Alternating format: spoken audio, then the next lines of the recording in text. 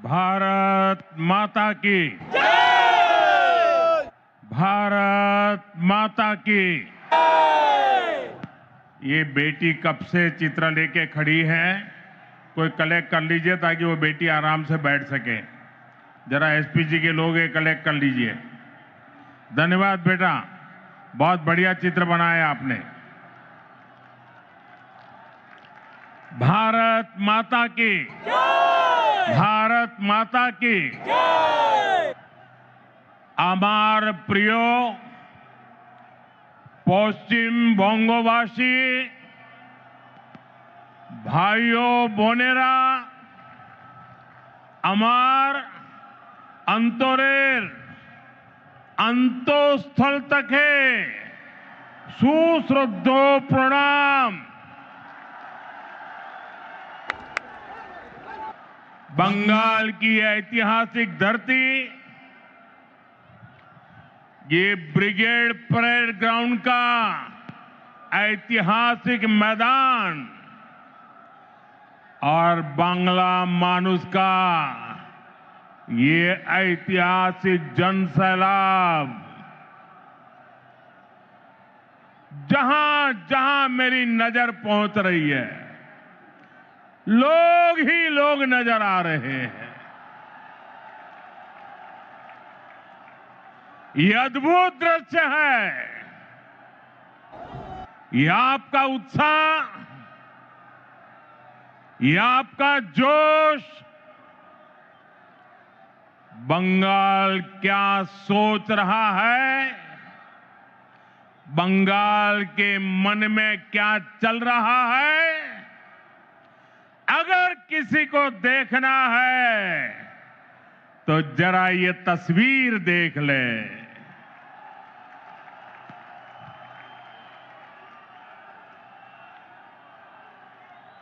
Brigade parade ground का इतिहास साक्षी है, जब जब बंगाल देश को दिशा देता है, ये ब्रिगेड मैदान बंगाल की आवाज बनता है। इस मैदान से अंग्रेजी हुकूमत के खिलाफ उठी आवाज, और वो आवाज हिंदुस्तान में एक क्रांति बन गई थी। और उसका नतीजा क्या हुआ? अंग्रेजों के अत्याचार और लूट का खात्मा हुआ। आज एक बार फिर ब्रिगेड ग्राउंड से नए बंगाल की क्रांति का बिगुल बज गया है।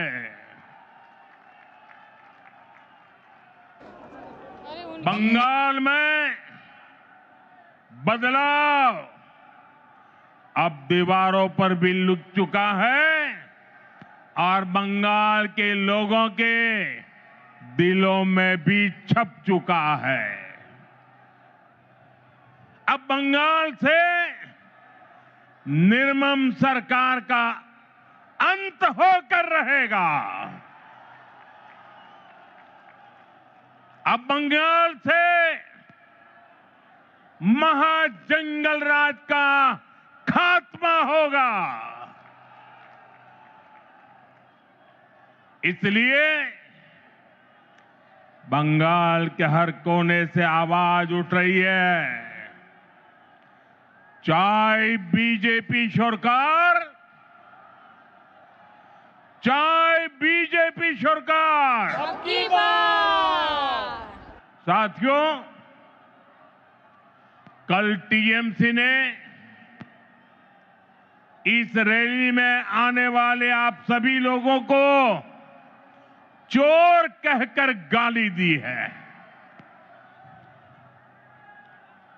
असली चोर कौन है, ये बंगाल की प्रबुद्ध जनता जानती है। अपनी कुर्सी जाते हुए देखकर यहां की निर्मम सरकार बौखला गई है। साथियों, आज भी इस विशाल सभा को रोकने के लिए निर्मम सरकार ने सारे हथियार निकाल लिए। आप लोगों को आने से रोकने के लिए ब्रिज बंद करवा दिए, गाड़ियां रुकवा दी, ट्रैफिक जैम करवाया, भाजपा के झंडे उखड़वा दिए, पोस्टर फड़वा दिए। लेकिन निर्मम सरकार, साफ साफ देख लो, आज के जन सैलाब को रोक नहीं पाई हो। बंगाल में महाजंगल राज लाने वालों का काउंटडाउन शुरू हो चुका है। वो दिन दूर नहीं जब बंगाल में फिर से कानून का राज होगा। जो कानून तोड़ेगा, जो अत्याचार करेगा, टीएमसी के किसी अत्याचारी को छोड़ा नहीं जाएगा। चुन चुन के हिसाब लिया जाएगा।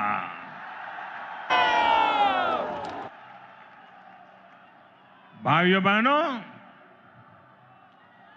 यहां की निर्मम सरकार चाहे अब जितना जोर लगा ले, परिवर्तन की इस आंधी को अब निर्मम सरकार रोक नहीं पाएगी। भाजपा के साथ, एनडीए के साथ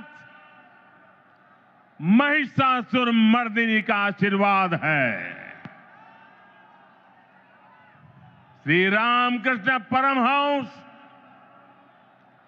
स्वामी विवेकानंद, नेताजी सुभाष चंद्र बोस, ऋषि बंकिम चंद्र, गुरुदेव रविंद्रनाथ टैगोर, ईश्वर चंद्र विद्यासागर, बागा जतीन और खुदीराम बोस, डॉक्टर श्यामा प्रसाद मुखर्जी, लोक माता रानी रोशमनी, ऐसी सभी महान विभूतियों ने जिस बंगाल की परिकल्पना की थी, भारतीय जनता पार्टी की सरकार उस बंगाल का निर्माण करेगी, नवनिर्माण करेगी। साथियों, बंगाल का विकास नेक नियत से होगा, सही नीतियों से होगा। बंगाल में अभी हमारी सरकार नहीं है, लेकिन फिर भी केंद्र सरकार के जरिए बीजेपी दिन रात बंगाल के विकास में लगी हुई है।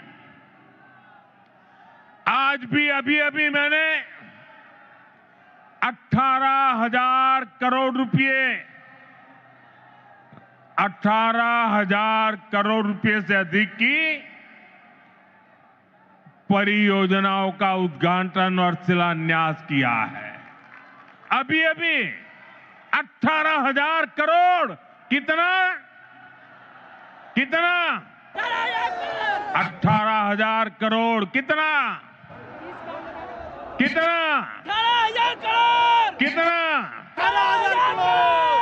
4 दिन पहले ही कैबिनेट ने पश्चिम बंगाल के लिए मल्टी ट्रैकिंग प्रोजेक्ट्स को भी मंजूरी दी है। ये सभी प्रोजेक्ट पश्चिम बंगाल में कनेक्टिविटी को बेहतर बनाएंगे। इसका फायदा यहां के सामान्य मानवी, किसान, व्यापारी और स्टूडेंट्स को मिलेगा। भाइयों बहनों, यहां की निर्मम सरकार ने बंगाल के युवाओं को पलायन का अभिशाप दिया है।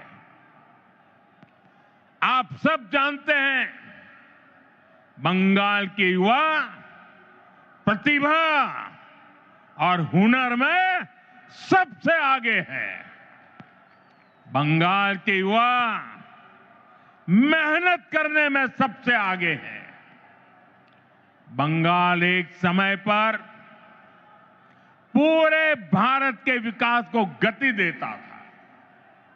बंगाल व्यापार और उद्योगों में सबसे आगे था। लेकिन आज हालत क्या है? यहां का युवा ना डिग्री ले पा रहा है और ना ही उसे रोजगार मिल रहा है। आपके बेटे बेटियों को काम की तलाश में दूसरे राज्यों में पलायन करना पड़ता है। साथियों, पहले कांग्रेस, फिर कम्युनिस्ट और अब टीएमसी, ये लोग एक के बाद एक आते रहे, अपनी जेबें भरते रहे और बंगाल में विकास के काम ठप पड़े रहे। इंफ्रास्ट्रक्चर के मामले में हमारा बंगाल पीछे होता चला गया। उद्योग धंधे बंद होते चले गए। यहां टीएमसी सरकार में नौकरियां खुलेआम बेची जा रही है। भर्तियों में घोटाले हो रहे हैं। अब समय आ गया है। अब समय आ गया है। ये हालात बदले। बंगाल के युवाओं को बंगाल में काम मिले। ये नौजवान बंगाल के विकास का नेतृत्व करें। এই স্বপ্ন আপনার আর এই স্বপ্ন পূরণ করা মোদির গ্যারান্টি। मोदी गारंटी।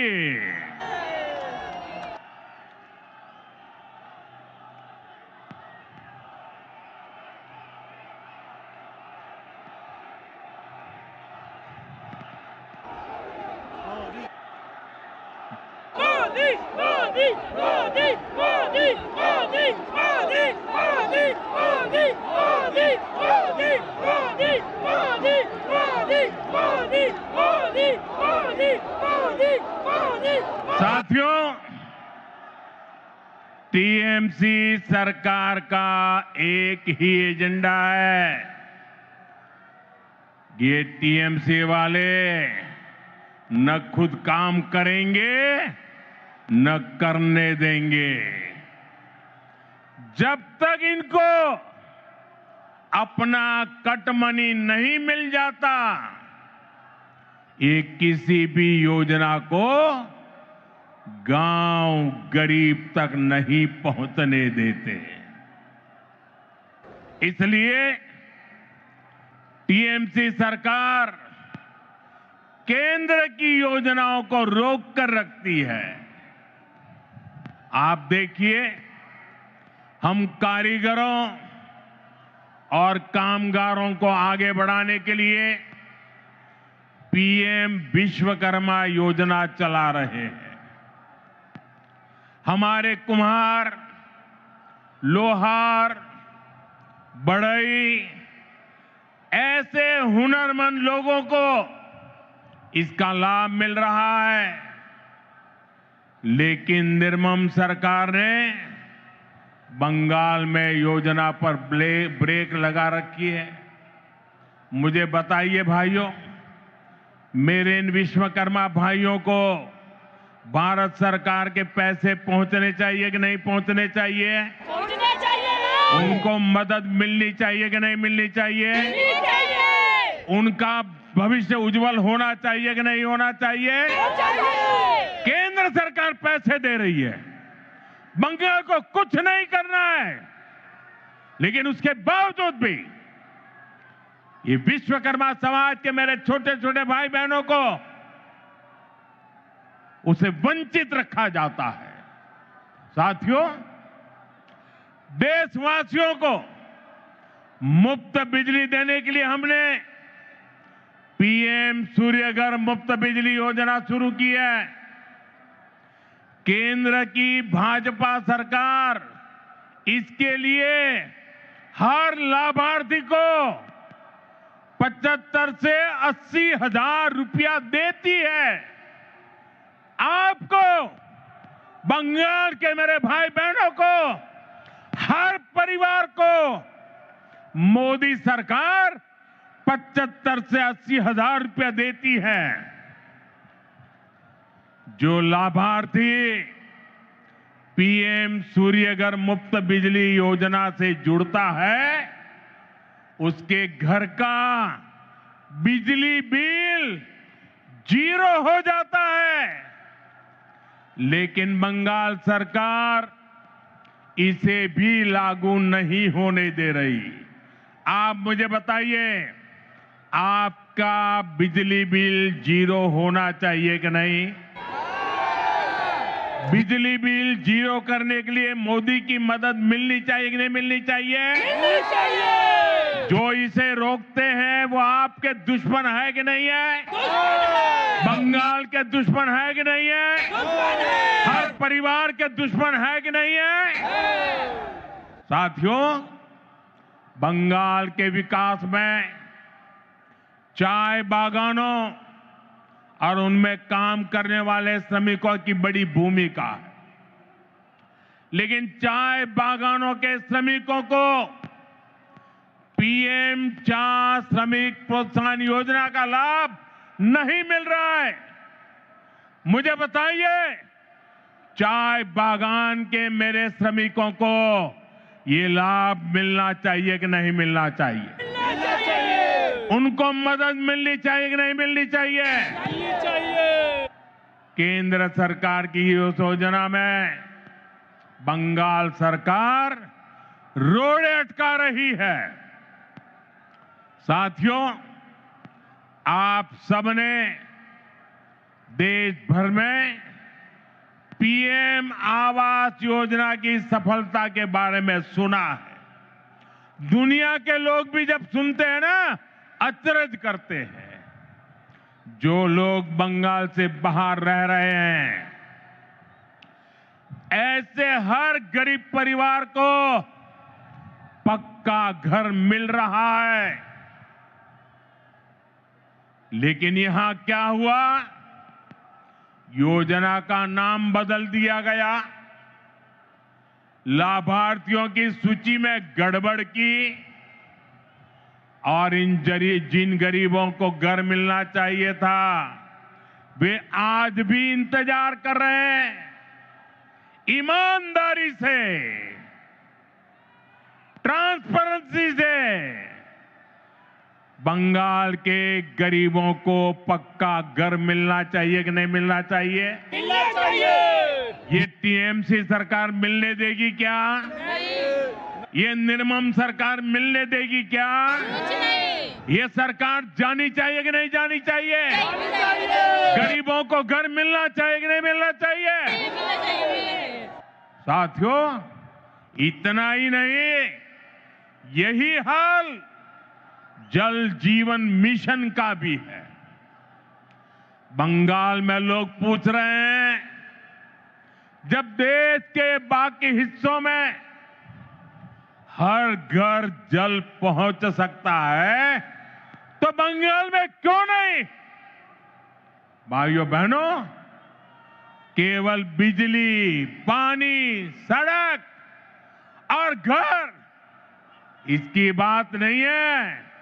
ये टीएमसी सरकार अपनी स्वार्थी राजनीति की वजह से आयुष्मान योजना को लागू नहीं कर रही है। देश के करोड़ों लोग इस योजना के तहत 5 लाख रुपए तक के मुफ्त इलाज का लाभ उठा रहे हैं। मुझे बताइए, गरीबों को बीमारी में 5 लाख रुपए तक की मदद पहुंचनी चाहिए कि नहीं पहुंचनी चाहिए? मोदी दे रहा है, मिलनी चाहिए कि नहीं मिलनी चाहिए? ये टीएमसी सरकार बीमार लोगों की भी दुश्मन है कि नहीं है? अत्याचारी है कि नहीं है? लेकिन बंगाल के गरीब परिवारों को 5 लाख रुपया वाली आयुष्मान योजना से भी, उस अधिकार से भी वंचित रखा गया है। साथियों, आज बंगाल के किसान की हालत भी किसी से छिपी नहीं है।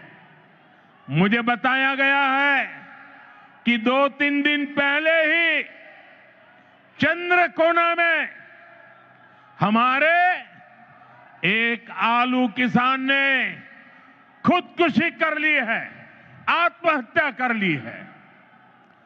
पश्चिमी मिदनापुर से हुगली और बर्दवान तक किसानों से झूठे वायदे और सरकारी खरीद में घोटाला ही ये टीएमसी सरकार की पहचान बन गया है।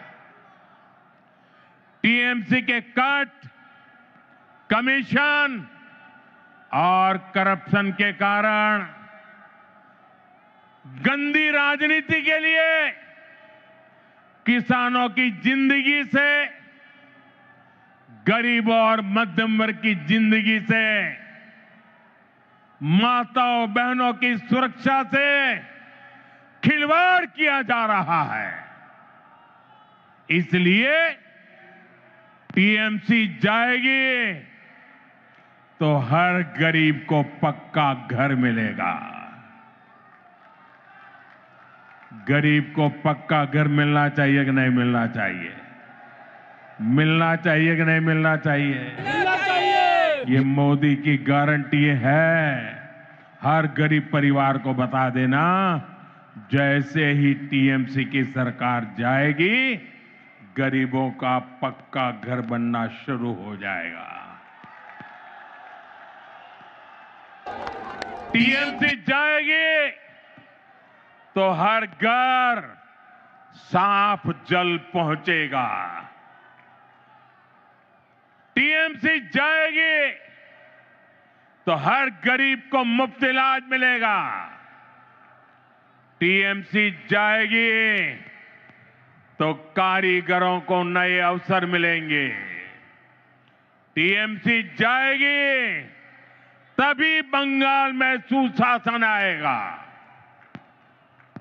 साथियों, हमारे बंगाल ने आजादी के बाद विभाजन सहा, विभाजन की आग देखी, मजहबी दंगे देखे, बाद के दशकों में अस्थिरता देखी, घुसपैठ का दौर देखा, रक्तपात सहा।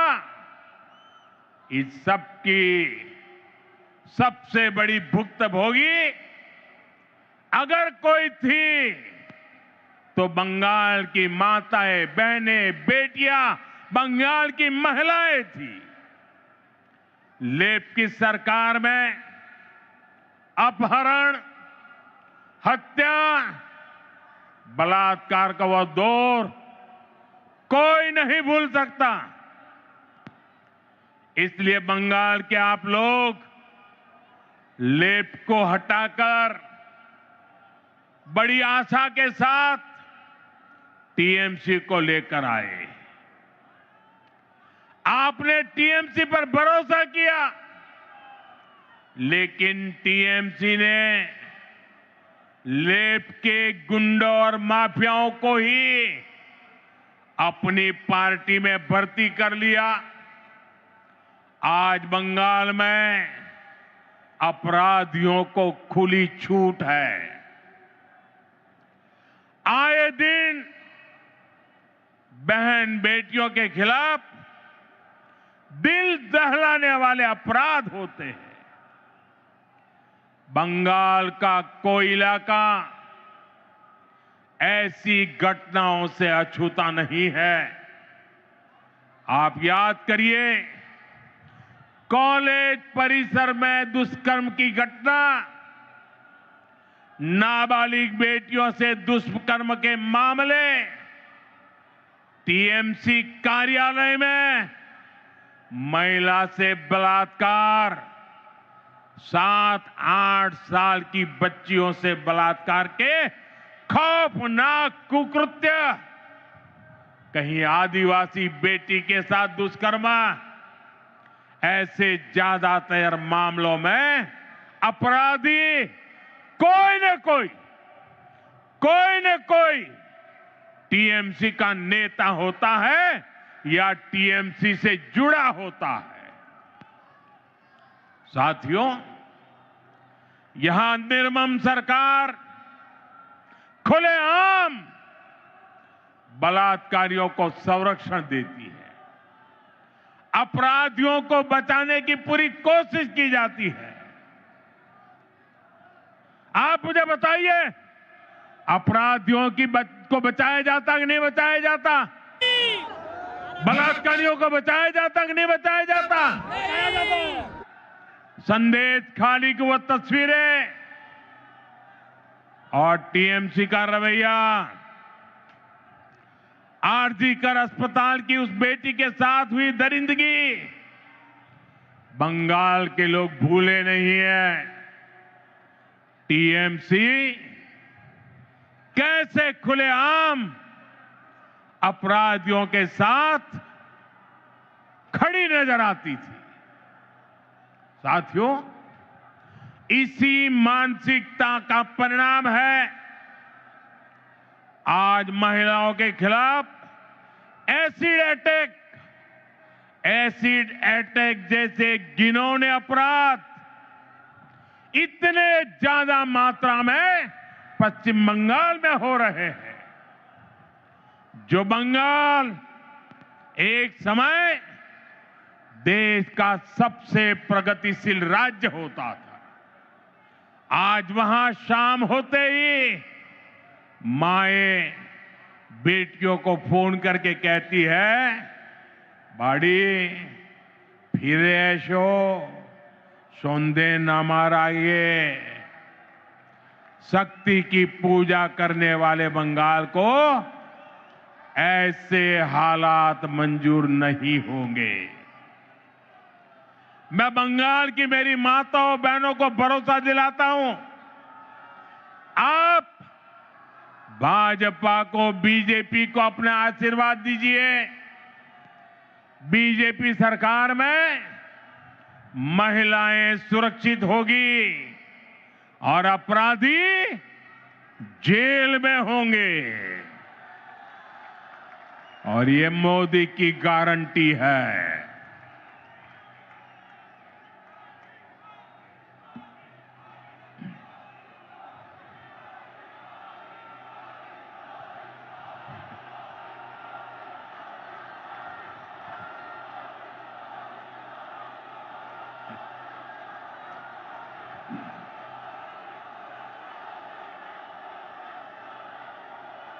साथियों, टीएमसी सरकार गुंडों और अपराधियों की बैसाखी पर चलती है।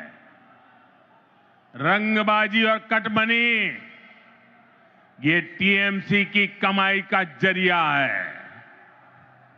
ये लोग जानते हैं जिस दिन बंगाल के लोग खुलकर सामने आ गए, टीएमसी की विदाई पक्की है।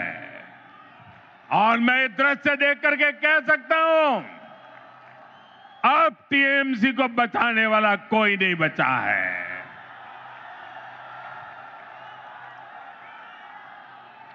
इसलिए ये बंगाल के आप लोगों को डरा धमका कर रखना चाहते हैं। इसके लिए टीएमसी वाले माफिया गिरोहों को पालते हैं, ये कट्टरपंथियों को संरक्षण देते हैं और ऐसे गिरोहों की ताकत बढ़ाने के लिए घुसपैठियों को बुलाते हैं, घुसपैठियों को। साथियों, ये टीएमसी मां, माटी, मानुष के नारे पे सत्ता में आई थी। आज वही मां रो रही है, माटी को लूटा जा रहा है और बंगाली मानुष बंगाल छोड़ने पर मजबूर हो रहा है। घुसपैठियों की वजह से आज बंगाल की रोटी, बेटी, माटी, उस पर सबसे बड़ा खतरा आ गया है। ये लोग बंगाल के लोगों का रोजगार छीन रहे हैं, हमारी बहन बेटियों की सुरक्षा खतरे में पड़ गई है और बंगाल के लोगों की जमीनों पर, बंगाल की माटी पर इन घुसपैठियों का कब्जा दिलवाया जा रहा है। इसका परिणाम आज सबके सामने है। बीते दशकों में बंगाल के ज्यादातर इलाकों में डेमोग्राफी बदल गई है। बंगाली हिंदुओं को जानबूझकर अल्पसंख्यक बनाया जा रहा है। तुष्टीकरण का ऐसा खुला खेल, जब शरणार्थी हिंदुओं को नागरिकता देने की बात होती है तो पूरी टीएमसी उसका विरोध करती है। वो हिंदू जिन्होंने कभी विभाजन का समर्थन नहीं किया था, जिन्होंने हमेशा अविभाजित बंगाल को, भारत को अपनी मातृभूमि माना, टीएमसी वाले उन्हें नागरिकता देने का विरोध करते हैं, क्योंकि उनके लिए उनकी वोट बैंक ही सबसे प्रमुख है। वो हिंदुओं को तो अपनी वोट बैंक नहीं समझते, उनसे उनके आपराधिक गिरोह नहीं बढ़ते। इसलिए ये लोग एसआईआर का भी विरोध करते हैं, ताकि घुसपैठियों के नाम वोटर लिस्ट से हट न जाए, वोटर लिस्ट शुद्ध न हो जाए। और ये तो ऐसे लोग हैं जिनकी मृत्यु हो चुकी है, उनके भी नाम निकालने के लिए तैयार नहीं है। भाइयों बहनों, डेमोग्राफी के इस खतरनाक बदलाव ने आज बंगाल को असुरक्षित बना दिया है और अब तो यहां खुलेआम धमकी दी जा रही है। कहा जा रहा है एक खास कम्युनिटी वाले मिलकर आप लोगों को खत्म कर देंगे। संविधान की कुर्सी पर बैठकर ऐसी धमकी, करोड़ों बंगाली लोगों को खत्म करने की बात आपके मुंह में शोभा नहीं देती है। मैं पूछना चाहता हूं, वो कौन लोग हैं जो टीएमसी सरकार के इशारों पर करोड़ों लोगों को खत्म कर देंगे? साथियों, धमकाने डराने की इस राजनीति को टीएमसी ने इसे अपना हथियार बना लिया। चुनाव में वोटरों को धमकी,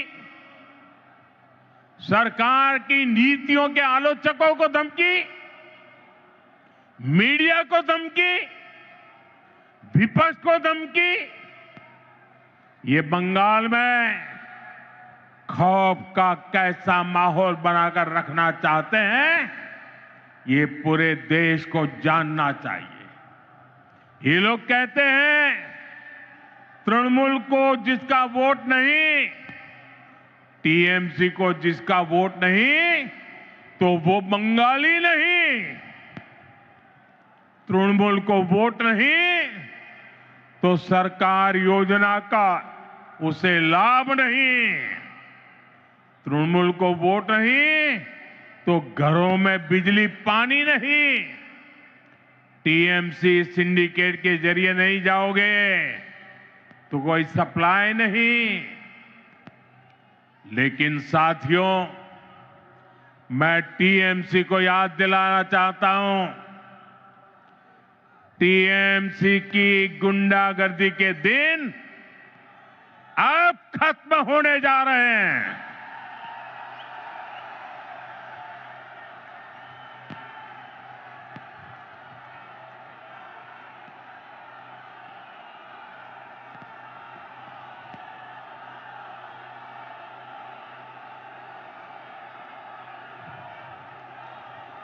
टीएमसी सरकार के जाने का काउंटडाउन शुरू हो चुका है।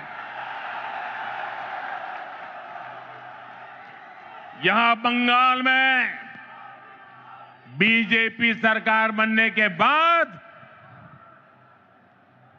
एक तरफ हम सबका साथ सबका विकास ये मंत्र लेकर चलेंगे और दूसरी तरफ सबका हिसाब लिया जाएगा।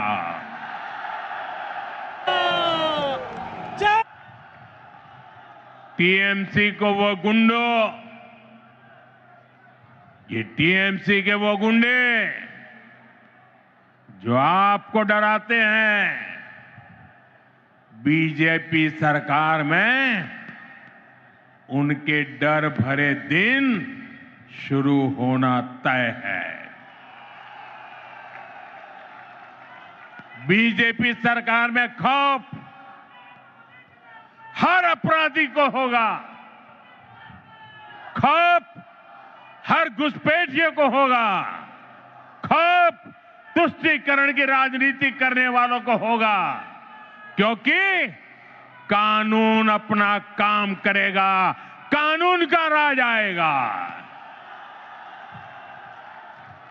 ऐसे लोगों को मुंह छिपाने की जगह नहीं मिलेगी।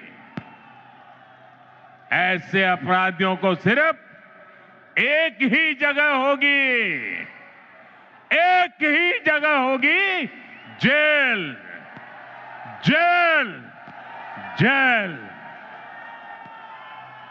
साथियों, बंगाल की निर्मम सरकार में आज सबसे ज्यादा प्रताड़ित यहां का दलित, आदिवासी और हमारे गरीब भाई बहन हैं। आदिवासी समाज के साथ कैसा अन्याय होता है ये किसी से छिपा नहीं है, लेकिन अब तो टीएमसी सरकार इन्होंने सभी सीमाएं लांघ दी है। आप देखिए, अभी कुछ दिन पहले हमारे देश की महामहिम राष्ट्रपति, आदिवासी समाज की बेटी आदरणीय द्रौपदी मुर्मू जी बंगाल आई थी।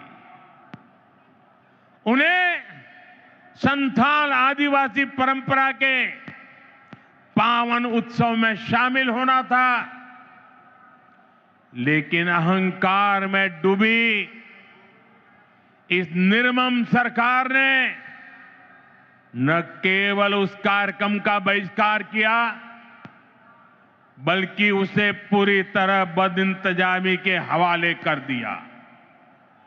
क्योंकि एक आदिवासी बेटी इतने बड़े पद पर है, टीएमसी वालों को उनका सम्मान मंजूर नहीं हुआ।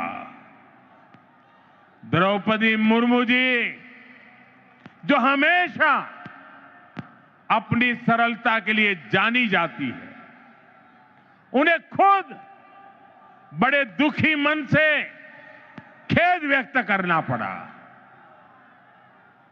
भारत के राष्ट्रपति को अपनी तकलीफ बतानी पड़ी। टीएमसी वालों को ये याद रखना पड़ेगा, उन्होंने केवल द्रौपदी मुर्मू जी का अपमान नहीं किया है, उन्होंने करोड़ों आदिवासियों का अपमान किया है, उन्होंने करोड़ों महिलाओं के सम्मान को ठेस पहुंचाई है, उन्होंने देश के सर्वोच्च पद की गरिमा को ठेस पहुंचाई है, इन्होंने भारत के संविधान का अपमान किया है, इन्होंने बाबा साहब आंबेडकर का अपमान किया है। और इसका जवाब बंगाल के लोगों से टीएमसी को मिलने वाला है, निर्मम सरकार को मिलने वाला है। साथियों, टीएमसी सरकार ने बंगाल को पूरी तरह से अराजकता के हवाले कर दिया है। संवैधानिक व्यवस्थाओं पर आए हर दिन हमले करने के वो रास्ते खोजते रहते, हमले करते रहते। पिछले कुछ महीनों में आपने देखा है, जब भी चुनाव आयोग निष्पक्ष चुनाव सुनिश्चित करने के लिए कदम उठाता है, मतदाता सूची की शुद्धि की कोशिश करता है, तब टीएमसी उसके खिलाफ हमला करने लगती है। जो संस्था स्वतंत्र और निष्पक्ष चुनाव कराने के लिए जिम्मेदार है, उसी की विश्वसनीयता पर सवाल खड़े किए जाते हैं। ऐसा ही व्यवहार देश की सेना को लेकर दिखाई देता है। जब 2019 में भारतीय वायुसेना ने बालाकोट में आतंकवादी ठिकानों पर निर्णायक कार्रवाई की, तब टीएमसी ने देश की वायुसेना से कार्रवाई का सबूत मांगा। साथियों, यहां राज्य सरकार पुलिस को स्वतंत्र रूप से जांच करने नहीं देती। जब राष्ट्रीय एजेंसियां टीएमसी सरकार के भ्रष्टाचार या गंभीर अपराधों की जांच करना चाहती हैं, तो उन्हें भी रोकने की कोशिश होती है। अब जरा सोचिए, न्याय के लिए लोग आखिर कहां जाएंगे? साथियों, तृणमूल वाले यही अराजकता दिल्ली तक फैलाने की कोशिश करते हैं। आपने संसद में भी देखा है, सदन के भीतर कैसे कागज फाड़े जाते हैं, कैसे बहस को रोका जाता है, कैसे सदन की कार्यवाही को बाधित किया जाता है। देश टीएमसी की शर्मनाक हरकतें देखकर हैरान होता है। साथियों, बंगाल के प्रबुद्ध लोग अब इस अराजकतावादी सरकार के खिलाफ संकल्प ले चुके हैं। इस अराजक सरकार को उखाड़ फेंकने का काम इसी धरती के लोग करने वाले हैं। साथियों, आज यहां जो जनसैलाब उमड़ा है, ये पश्चिम बंगाल की जागती हुई चेतना है। ये उस बदलाव की आहट है जिसका इंतजार वर्षों से किया जा रहा है। पश्चिम बंगाल में दार्जिलिंग की पहाड़ियों से लेकर सुंदरबन के द्वीपों तक, उत्तर बंगाल के चाय बागानों से लेकर कोलकाता की गलियों तक, आज हर जगह पर एक ही चर्चा है, बदलाव चाहिए। और ये बदलाव अब होकर रहेगा। साथियों, बंगाल की आत्मा कभी हार मानने वाली नहीं है। बंगाल का नौजवान कभी हार मानने वाला नहीं है। बंगाल की बेटियां कभी हार मानने वाली नहीं है। बंगाल का किसान कभी हार मानने वाला नहीं है। जब जब इस भूमि के सामने चुनौतियां आई है, तब तब यहां की जनता ने साहस के साथ उनका सामना किया है। गुरुदेव रविंद्रनाथ ठाकुर ने भी हमें संदेश दिया है। उन्होंने कहा था, विपदे मोरे रक्षा करो, ये नोहे मोर प्रार्थना विपदे आमी ना जाए जेनो कोरी बॉय। आज भी वही समय है। कुछ लोग आपको डराने की कोशिश करेंगे, कुछ लोग कहेंगे कि बदलाव संभव नहीं है, लेकिन याद कर रहिए और याद जरूर रखें, जब जनता ठान लेती है तो कोई भी ताकत उसे रोक नहीं सकती। और बंगाल की जनता ने जब भी ठाना है, इतिहास बदल कर दिखाया है। आज मुझे इस ऐतिहासिक ब्रिगेड मैदान में वही आत्मविश्वास मेरी आंखों के सामने दिखाई दे रहा है। याद रखिए, इस बार चुनाव सिर्फ सरकार बदलने का नहीं है। इस बार चुनाव बंगाल की आत्मा को बचाने का चुनाव है।